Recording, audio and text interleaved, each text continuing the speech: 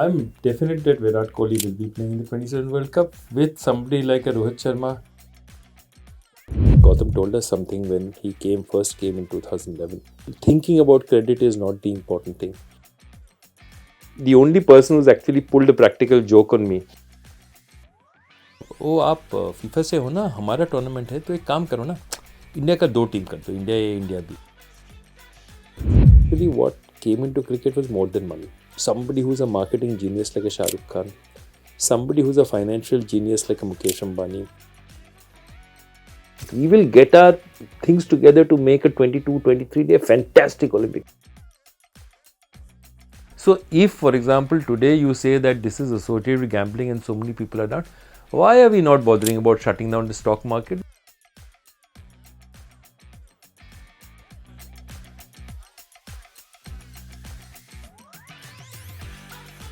Hello and welcome back to the Knuckleball podcast. I am Sriram Ganesh and I'm joined by my co-host Roddur Mookherjee. And today we are joined by someone who has so many titles that everyone has forgotten count. So the man joining us today is an author. He's a cricket expert. He's a broadcaster. He's a quizzer. He is the CEO of the Prime Volleyball League. And he holds a key position in the Federation of Fantasy Sport. I'm joined by Mr. Joy Bhattacharjya. Thank you so much, sir, for joining us. Hey, it's a pleasure being here. Thank you so much. So, sir, without beating around the bush, we'll get right into the action. Do you think Virat Kohli and Rohit Sharma will be playing in the 27 World Cup? I'm definite that Virat Kohli will be playing in the 27 World Cup with somebody like a Rohit Sharma. I think it's more a question of how badly he wants to play. And look, he's won a 20 over World Cup. It depends on his motivation. If he's motivated enough, he has the skill to be able to play it. The question is whether he has the motivation. He's now won a World Cup. That monkey is off his back. So it's one of those things. So do you think when Rohit and Virat do walk away, they'll have some natural successors almost fill in seamlessly into their boots? Let's say someone like a Gill or a Jaiswal. Or do you think their exit will force the composition of the side to change dramatically? Look, I don't think you're going to see too much of a difference when they go in ODI cricket. We are a very strong side, an exceptionally strong batting side. White ball cricket is not going to be a problem for India, thanks to the kind of talent that the IPL keeps throwing up, the kind of, we can literally have 2 to 3 ODI sides, especially in batting, which are equally competent. Right. But if you look at the other side of it in terms of tests, I think there is going to be a serious issue because, especially people like Virat and all the kind of record they've had, even though it's not been great of late, it's much more difficult to fill in. And that's something that is always going to happen when 2, 3 really big players leave. White ball cricket, I think, is in safe hands. Red ball cricket is something we should be thinking about. Sir, again, as we were talking about the balance of the side right now, as you said, the talent pool is so ridiculous that you can fill in 3 or 4 different formats with 3 or 4 different sides. There are a lot of reports saying that, maybe India should go with 3 different squads for 3 different formats. Is that something that maybe can be implemented? Look, it really depends on how we look at it, what our priorities are. You see, traditionally 50 over cricket has not been a priority unless it's a year where there's a World Cup happening. Otherwise, we don't really worry about it because not too much 50 over cricket is played and people don't really follow that format that much anymore. So you have basically Test cricket and T20 cricket, and I think definitely already Test and your T20 and your Test squads look very different. But even this squad, this ODI squad, you see, there's no Surya Kumar Yadav. There are a lot of players. There are no Yashasvi Jaiswal. Who all these guys you'd say they are absolute certainties if a T20 game is being played. So clearly there is already a certain amount of differentiation in the squad. I mean, your luck is that you have players like Jasprit Bumrah who are amazing across formats, or even a Ravindra Jadeja. And I think a lot of people talk about Bumrah and it's fantastic because he is the greatest bowler in the world at this point. But not enough is said about something like a Jadeja, who is a absolute star across 3 formats, in the field, batting, bowling, everything he gives you. And Akshar Patel for that matter. Speaking of that, now India also almost have like a balance figured out where going into every game with 3 all-rounders gives us so much more depth than the other teams seem to have. So do you think that is sort of like an angle that maybe the new leadership in like Gautam Gambhir has brought into the setup? Is that something going forward? Yeah, look, Gautam always from his KKR days, his thing was that you must bat till at least number 8. Okay, so if you're batting till number 8 means there are 2-3 things. That means you need at least 2 all-rounders.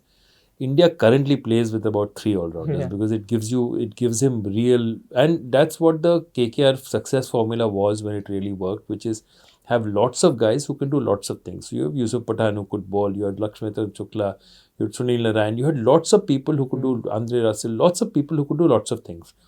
And I think that's what he likes, because what it happens is it gives a lot of options in the field. What happened to England this time? We saw a situation where England literally had 4 bowlers. The 5th bowler, Liam Livingstone and Joe Root had to bowl. And they were always under pressure. And then if one of their other bowlers went for a lot of runs, they didn't know where to go. Right.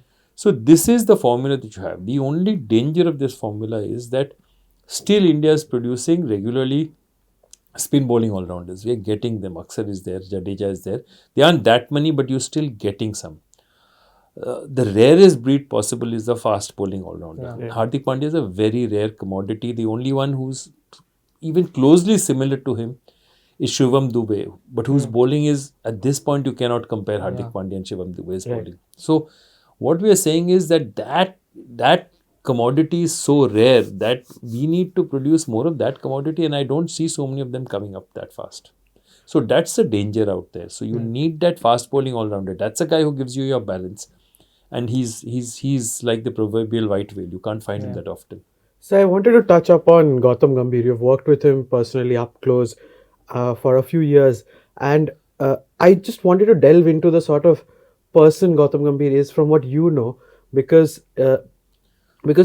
particularly around the Border Gavaskar Trophy, we were hearing, it was almost like a report every single day saying there's a rift here, there's a problem there. But do you think Gautam Gambhir is the sort of person where the reports were saying Dravid is sort of the big brother to the Indian side, Gambhir is more direct, cutthroat? Do you think, having known Gambhir up close, having worked with him, do you really think that the change is as drastic as it is painted out to be? Change is always, look, there is a lot of changes. Everybody is a different person. I mean, Ravi Shastri was a very different person from what Rahul Dravid was, and Gautam Gambhir is an extremely different person. The only one thing that you will not doubt that all these three are seriously very smart cricketers and tacticians. Secondly, they all have the same intention, which is to make India win as much as possible. So in that way, they're all very similar. Yeah. But in the way they deal, of course, they're very different people. I mean, Gautam Gambhir is a completely different animal from how Rahul Dravid operates. Yeah. And it's like saying Gautam Gambhir's captaincy and Dhoni's captaincy. I mean, both are very successful captains, but they're very different in the way they operate. And I just again want to just end on the Gambhir note.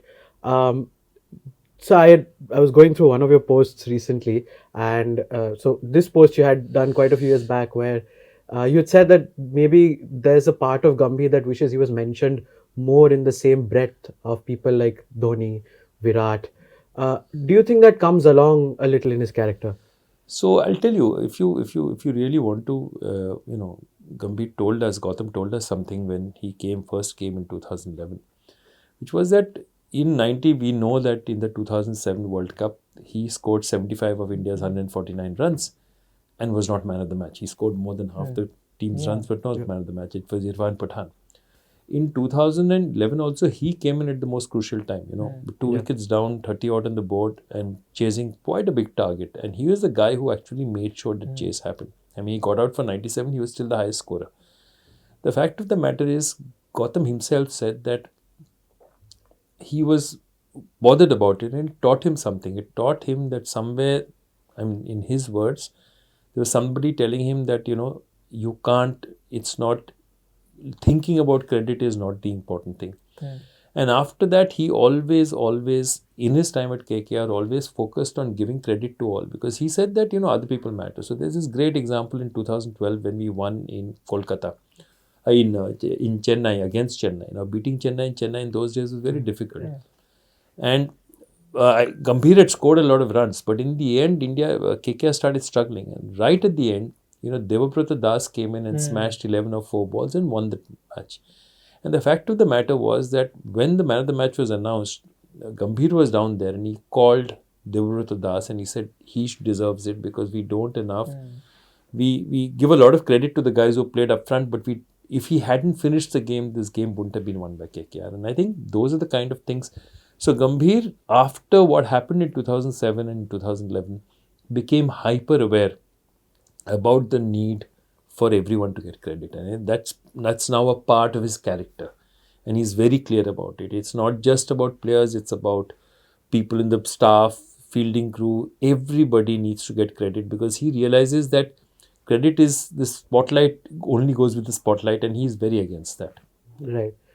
So, continuing on the theme of your old posts, so very recently I was going through your Instagram and I saw that you had said that the IPL is the best and the worst thing that has happened to Indian sport. Uh, could you elaborate on that?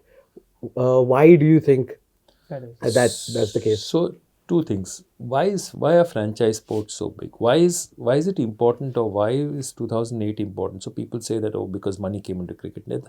That's a very short-sighted way of looking at it. Actually, what came into cricket was more than money. What came into cricket was somebody who's a marketing genius like a Shah Rukh Khan, somebody who's a financial genius like a Mukesh Ambani. A lot of people who came in, the GMRs of this world, a lot of people came in with very different ways of looking at it. So what did they do? They started bringing other things into it, which is like the kind of fitness that you saw in the IPL, diet, the kind of diets, fitness, the kind of way the game was marketed. Why did that happen? Would the BCCI, the brains of the BCCI been enough to do it? No. You had lots of other people who now also had a stake in this thing called the IPL. So what franchise sport does is it enhances the talent pool of people who are going to build something.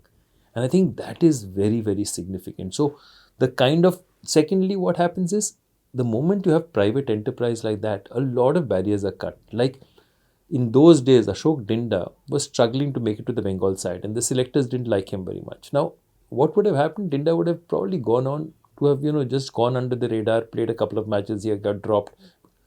Now here, he comes.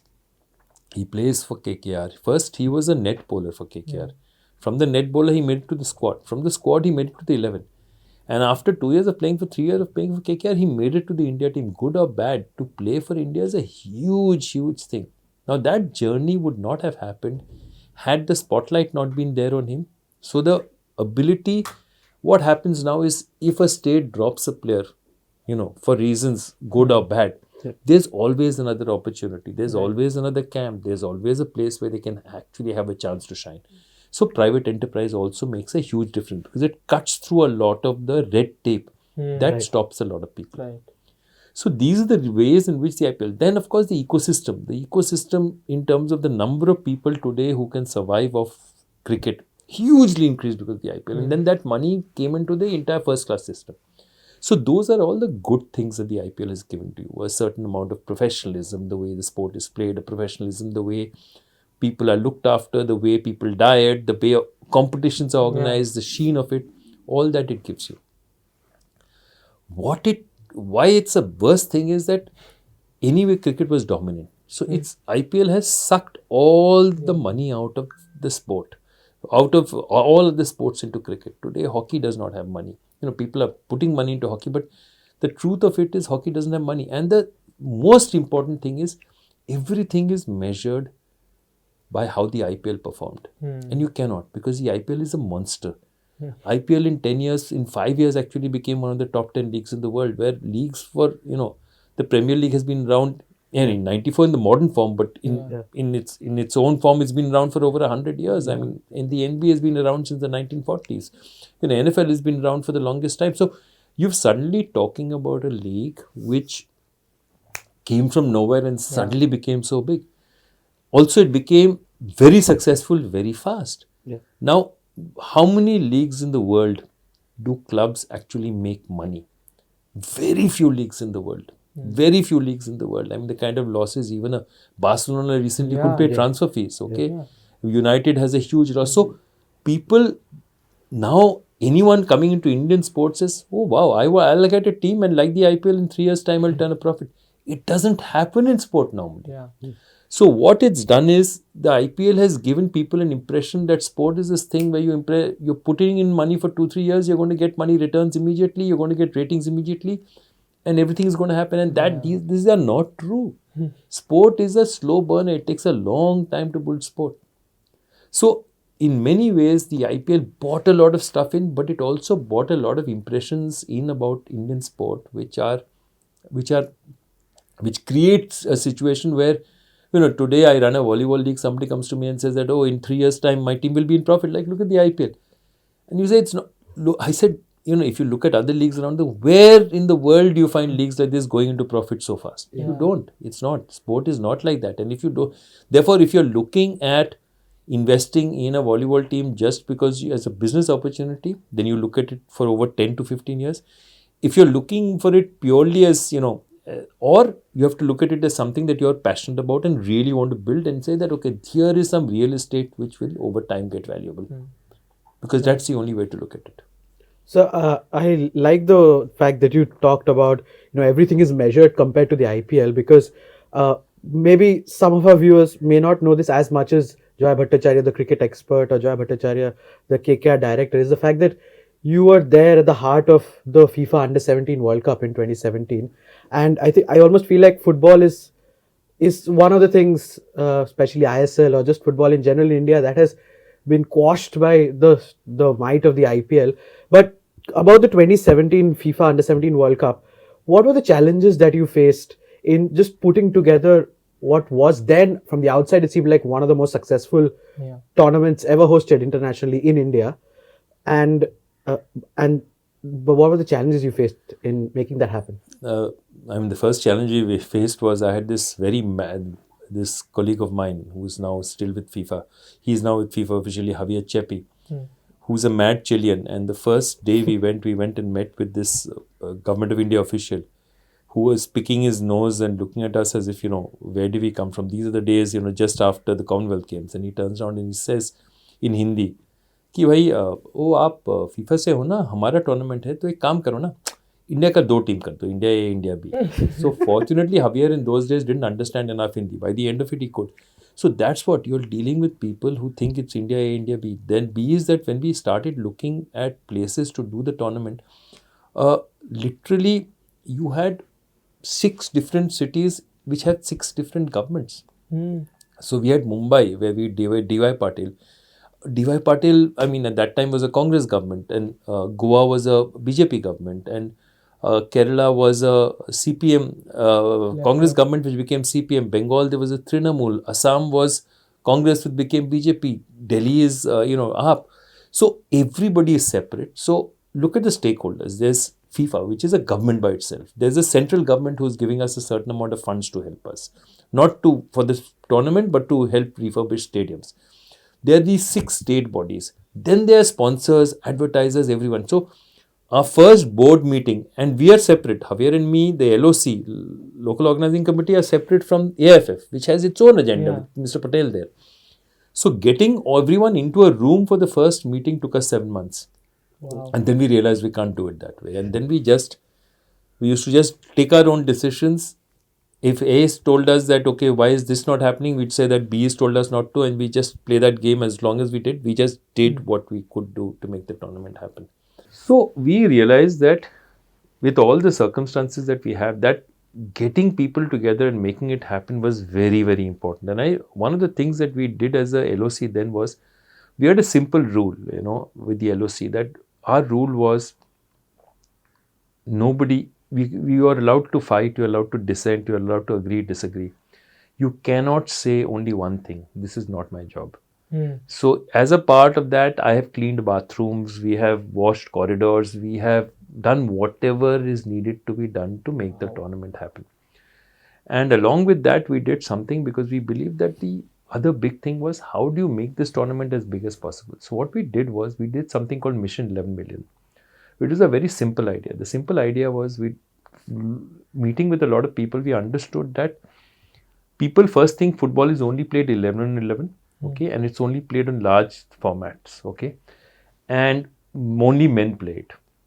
And we said that look, we can't start an academy or a coaching center because, look, our LOC is going to be over in 2 years' time. But what we can do is really try and push football. So what we did was, we realized that in schools in India, most schools, and sadly, of course, there are good schools in big cities and all that, most schools, the sports teacher is the lowliest of the low. He's just, he's normally the kind of guy who the headmaster or the headmistress or the principal uses for errands and all. And we said that, he is not influential enough, but he is the one who takes the decision about who plays and who doesn't play. And we said that somehow we've got to get the principal involved. And so we actually worked with the government, started doing seminars. And the first thing we do in seminars is we'll distribute footballs. And we'd call the headmasters and principals of the schools or the headmistresses, because we knew that the sports teacher is not strong enough to actually make a difference. And say you don't need big games. Firstly, nowhere in the world is 11 on 11 played for kids below the age of 13, 14, because you're not strong enough. So we taught them how to make 5-on-5 fields, how to make, rotation, quickly rotate so that lots of kids can play on the same ground at 11 on 11, only 22 kids play. We showed them how then more than 170 kids can play on the same ground and have a really fun time. So we taught them that, we encourage them, we encourage teachers to train kids. We encourage schools, women's schools who have never played football to play football, and we did all sorts of things. We took footballs and distributed to parliamentarians in the at parliament. We made sure that football a huge, we made a lot of noise about it. And I think we hope that somewhere some of that would have stuck, because see, after 2018 our ambit is over. We have no more say in it. But at least what we wanted to do, which was very straight, was to try and light a spark, which hopefully some of it will carry on. So that's just fascinating. Just the whole process just is such an ordeal. It seems like an ordeal, but you made it sound so fun. And but I just wanted to touch upon one more thing, which is, what do you think then, since after 2018 has not happened for football, for it to pop off, or at least the ISL to pop off? Or I look at Indian football; it's probably at its lowest stage in years now. Yeah, it's 2-3 things. One is that I think the All India Football Federation lost its way totally in the last 4 years. And I think, when we were there, whoever Kushal, who was there, the General Secretary of the All India Football Federation, he was very keen. I mean, at that point, we got a lot of support for doing the Under-17 World Cup. They were always there. I think after that, in the next 4-5 years, it just totally has lost its way. Today, it does not exist. The only news you hear about it is who's fighting, who's become General Secretary, who's out. That's all you hear about. And the truth is, that's one. Two is that the ISL has stagnated to a certain extent. And that's a sad thing, because I think what's happened is that it is a tough journey. Because what happens in India is, sport in India is not looked on. Sport around the world is an 8-10 month exercise. In India, sport is like a shadi. The longest league you have is 1.5, 2 months. Okay, you'll suddenly play cricket, which is your biggest. IPL is what? Not even 2 months. Yeah, just about a little more than 2 months. Where around the world, what you have? 8 months, 8.5 month leagues. Okay. So if you've got to compete in football with the world, you have to have longer leagues. So the ISL recognize that. So they've extended their leagues. But the habits of Indian consumers have not extended. Indian consumers are not used to watching. So if you go to, say, the Premier League, or anyway, even Division 1, Division 2 football, you are a fan of Motherwell, you will bring your son or daughter at the age of 10, take them to the ground on Sunday, show them, buy them their jersey, you will go and sit there. And then for the next 40 weeks, 20 weeks, you're going to sit, go to the stadium and watch these things play. Yeah. That culture is not there in India. We will come, we'll watch a tournament, for all of it, have fun, and then it's over. Yeah. So the point of sport being a habit rather than a festival is a serious issue with Indian sport. And it's something that we face all the time. That everything that we do, and the other reason why this works for India is that India is, all of sport in India, we don't make any money on gate because our stadiums are rubbish. Okay. We don't have a habit of paying because so many people, freebie people load on. So what happens is money is sponsorship. Sponsors like bursts. Oh, okay, it's a summer, the IPL is on, Coca-Cola sponsors, cold drink sponsors, air conditioner sponsors, those are the sponsors want. These 2 months, I want activity. Then it's over. Now, the same thing, if you tell them a league is for 7 months, they don't know how to react. Yeah. So those are issues that are generically an issue. So for football to be done, it needs to be again somewhere that spirit needs to happen. Football needs a renaissance in India. It needs people at the top really being dedicated to trying and making a difference. It needs something to rally around. Right now, it's struggling as far as I'm concerned. So you were talking about the infrastructural problems that we have currently, but there is so much talks of India now hosting the Olympics in 2036. Do you think, I mean, going off of what you said so far, do you think India is maybe ready for that in the So next 10 look, years? infrastructurally we'll be ready. We are experts. We do the biggest weddings in the world. Occasions are fantastic. We will get our things together to make a 22, 23-day fantastic Olympics. I have absolutely no doubt about it. If you have to doubt, will we be able to have the capacity to create at least 15 to 20 medals in the Olympics at that time? And B is that will we be able to take that legacy forward in the future? Like when we made FIFA, we really refurbished 6 stadiums. But more than the 6 stadiums, you know what we did? FIFA always has practice pitches, and every city has to have 4 practice pitches of the same standard as the main pitch. So everywhere, every city we made 4 really good practice pitches. And what we did was, look, practice pitches needed only 1 dressing room, but we deliberately made 2 and floodlights. So tomorrow, even if once the tournament is over, these become places where really good pitches where clubs can play, where school tournaments can happen, college tournaments can happen. So these 24, and there were actually 2 special more which were used for referees. Referees had a separate pitch to train on. So these pitches were given. This part of the sort of what we call the program. When you do it in a particular this is what carries on the legacy of the program. So this legacy was left. Of those 26, I think 10 to 12 are being still used well, still looked after. The remaining have gone. Sir, again, one more thing that I really wanted to talk to you about is you hold a key position in the Federation of Fantasy Sport. And now, if you see around India, for example, there is sort of like a taboo around fantasy sport almost being borderline gambling. So there's this thing that goes around. Where do you stand on it? What is your take on that? So first, how did I get into it? I got into it because in 2001, the first ever fantasy sports game in India was something called Super Selector. And I created it when I was in ESPN Star Sports. So I designed Super Selector. So I know the thought process behind what happened. This is what we did. This is how we did it. So what was the thought process? The thought process was very simple at that point in time. How do you increase interest in non-India cricket? That's where Super Selector came from. Okay. That, moment you have another game and you have players who are playing, your interest in that game automatically increases. So that's where Super Selector started. Now here's my point, that if you look at what Super Selector is right now, in fact, while we are speaking, there's a gameathon going on which we've organized for top technical institutions around the country. And a lot of guys have put in their algorithms for the best team for the Champions Trophy. So their algorithms are actually working right now. I'll tell you a very simple thing. Where I stand is that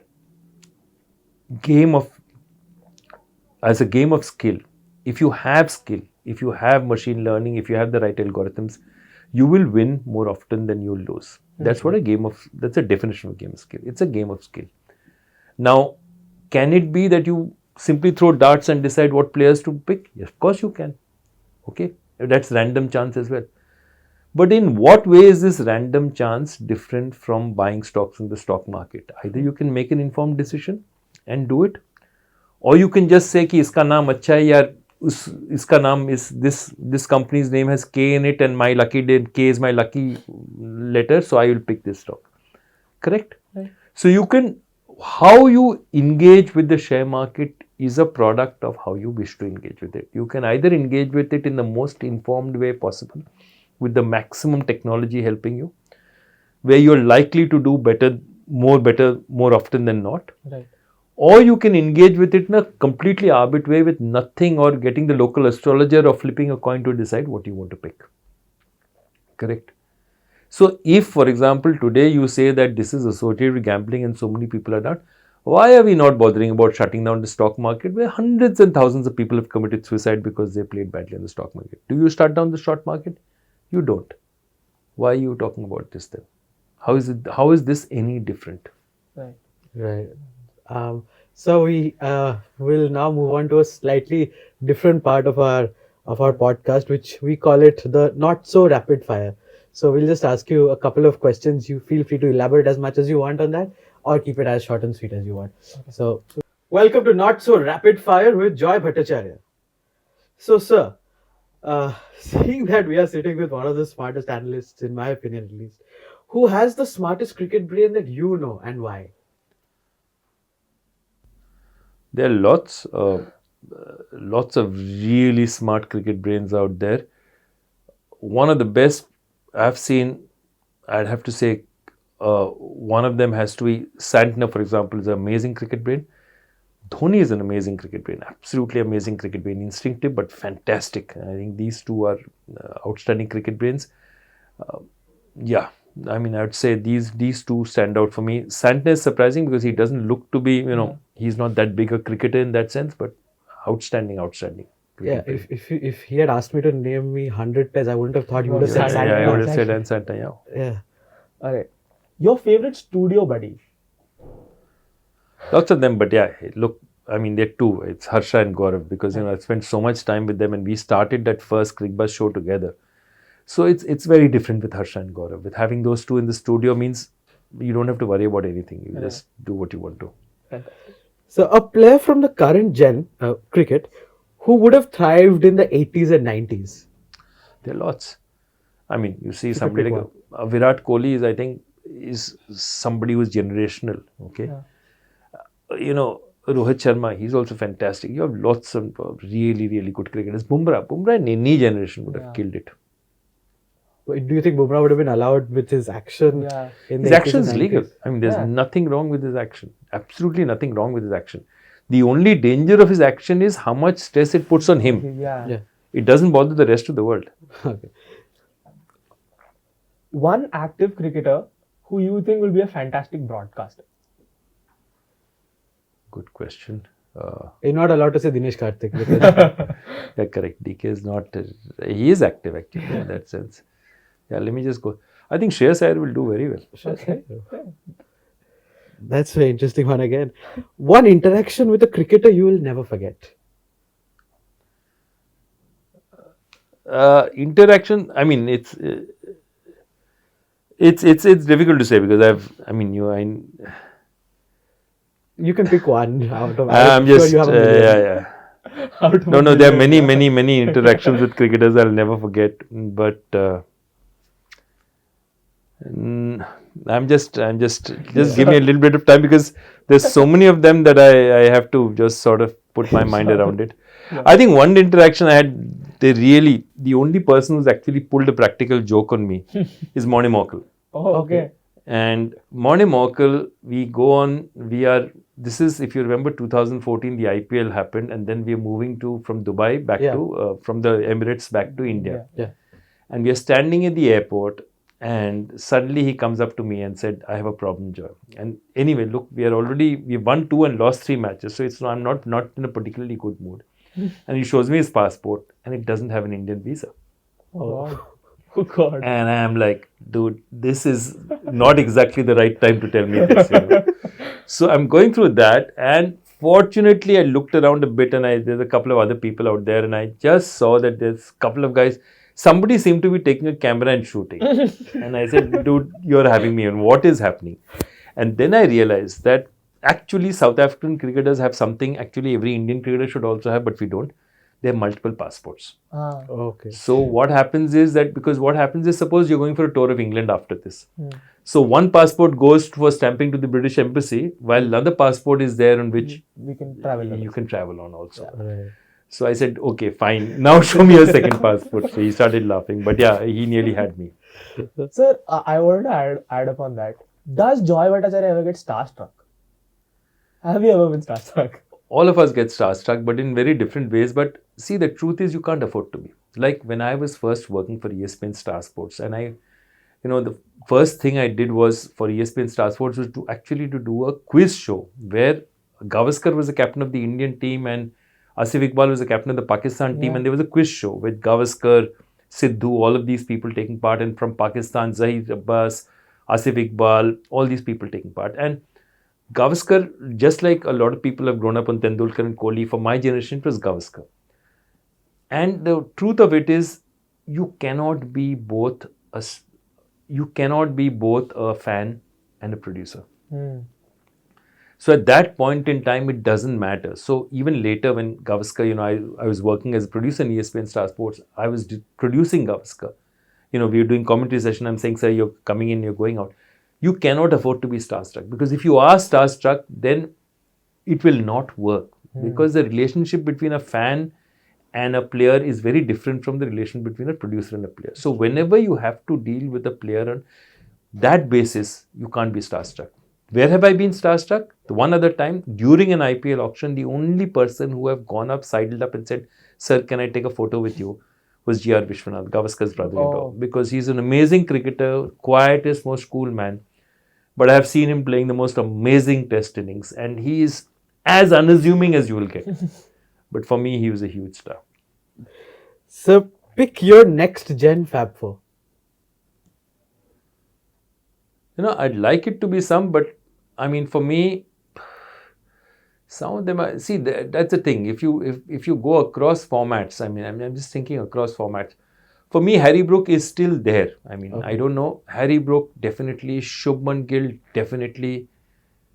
There's nobody from Pakistan. I see South Africa, young players.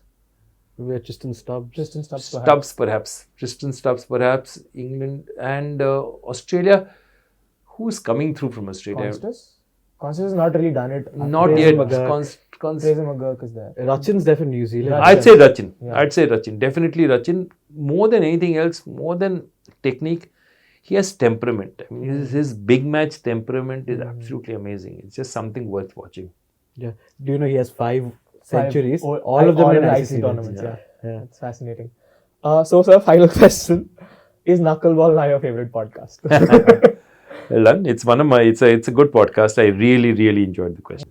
Cricket Tic Tac Toe with Joy Bhattacharjya. Sir, your first turn. Sorry, what is this? IPL hat trick. IPL hat trick and 100. There's nobody who's got a hat trick and 100. Okay, I'm going to go for Brendan McCullum. Okay, this one, right? Yeah. KKR IPL 100. Brendan McCullum. Yeah.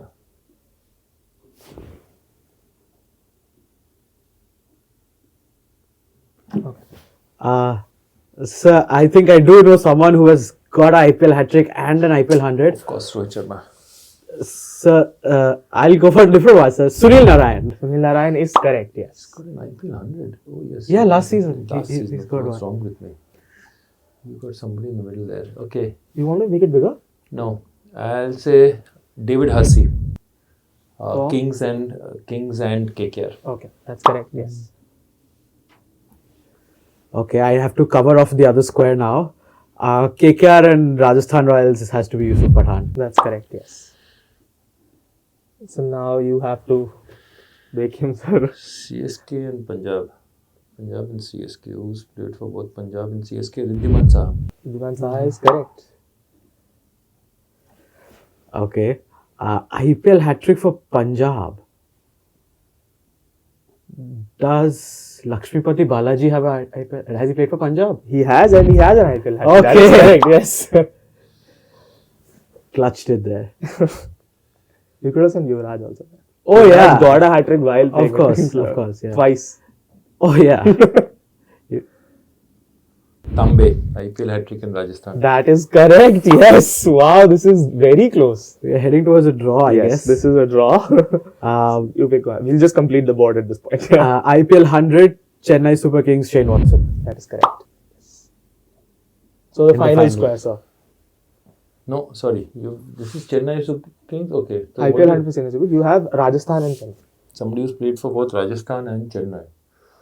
No repeat answers. So you can't say Watson again. Rajasthan and Chennai. Who's all played for Chennai? Let's have a look at Chennai's bench. Rajasthan.